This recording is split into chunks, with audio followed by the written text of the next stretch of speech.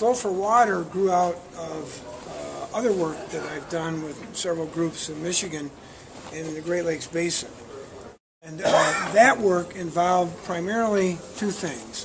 One, a 10-year fight against Nestle Corporation. From what we learned in the Nestle case, and then a parallel effort to stop water from being diverted and exported out of the Great Lakes Basin, which resulted in the Great Lakes Compact. Compact essentially was a multi-year effort by the 8 Great Lakes states, and then a parallel agreement between those states and the provinces of Ontario and Quebec.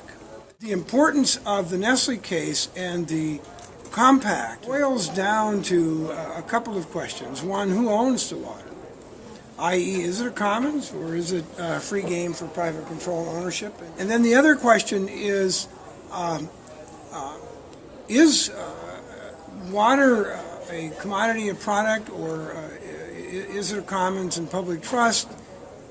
And if so, are there limitations on exports and privatization and commodification of water?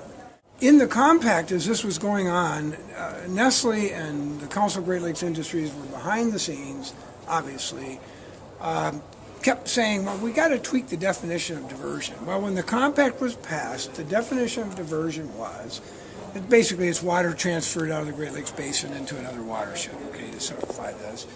And at the end of the definition, it says, while a diversion does not include products, water in or transfer as part of the product.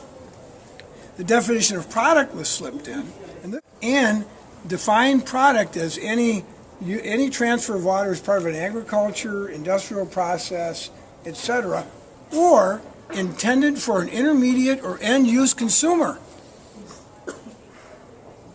That's everything. And we're talking about 20% of the world's, I should have said this at the outset, of the world's fresh surface water here. If we don't get it right here, how are we going to get it right anywhere else? We ended up, after 10 years, with the Great Lakes Compact, with a nice diversion ban, but it's got this huge gap in it.